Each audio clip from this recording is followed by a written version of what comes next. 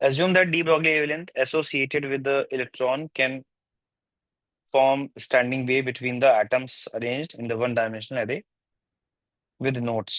तो वही बात है कि अगर हम बात करें कि एटम्स जो है वो एक डिस्टेंस पे हैं, ठीक है, दोनों का जो डिस्टेंस है that is given by 2 angstrom.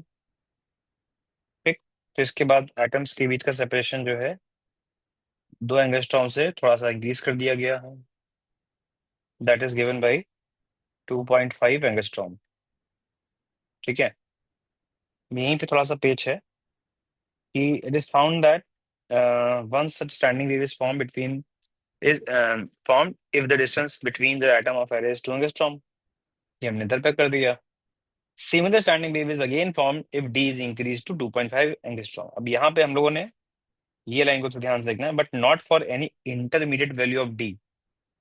यानी कि यहाँ पे ये दर्शाने की कोशिश करा जा रहा है कि इसके अलावा जो इंटरमीडिएट वैल्यू ऑफ d है उसके लिए वो स्टैंडिंग वेव फॉर्म नहीं होगी वहां पे। यानी 2 एंगस्ट्रॉम के बाद अगला जो है 2.5 ही होने वाला है।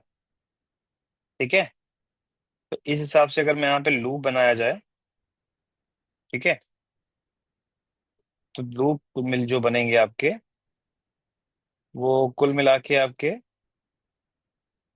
आई थिंक ऊपर वाले में कितने बनने चाहिए?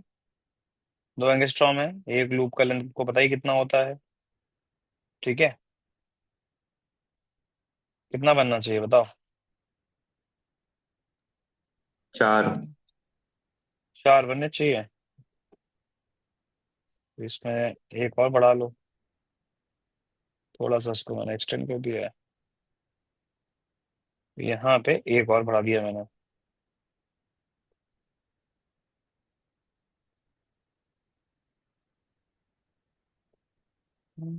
ये आ जाएगा, ठीक है, ये 4 हो गए।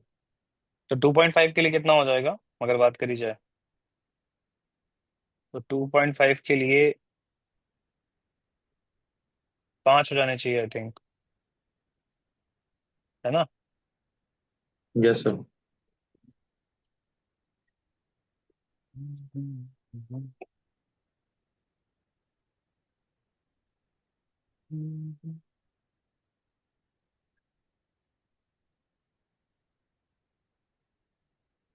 इस तरीके से आ जाएगा कुछ, ठीक है।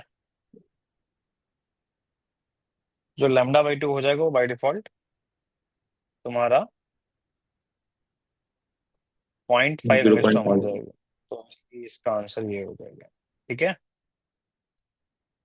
तो D minimum standing wave form करने के लिए 0.5 एंगस्ट्रॉम होना चाहिए। एक लूप तो बनेगा ना, बिकॉज दोनों एंड्स पे नोड्स हैं अगर तो, ठीक है। तो इसके बाद बोला है कि the energy of electron in EV the least value of D minimum. तो डी मिनिमम की लीस्ट वैल्यू में निकाल ली है, दैट इज इक्वल टू 0.5। जब लीस्ट होगा डी मिनिमम तो यहाँ पर ये आपका λ/2 के इक्वल हो जाएगा, ठीक है। तो ये λ/2 कर दें, यहाँ से लैम्डा तुम्हारा आएगा 1 एंगस्ट्रॉम, ठीक है, बोलो। और ये ही लैम्डा तुम्हारा डी ब्रॉगली हो जाएगा उस इलेक्ट्रॉन का। तो लैम्डा इज इक्वल टू होता है h/p, ठीक, और p इज इक्वल टू होता है रूट के अंदर 2m/ke। यहाँ पे 2m/e मान लेना फिर, ठीक है, यहाँ से e निकाल लेना फिर आप, ठीक है। आया समझ में बात? जल्दी बोलो।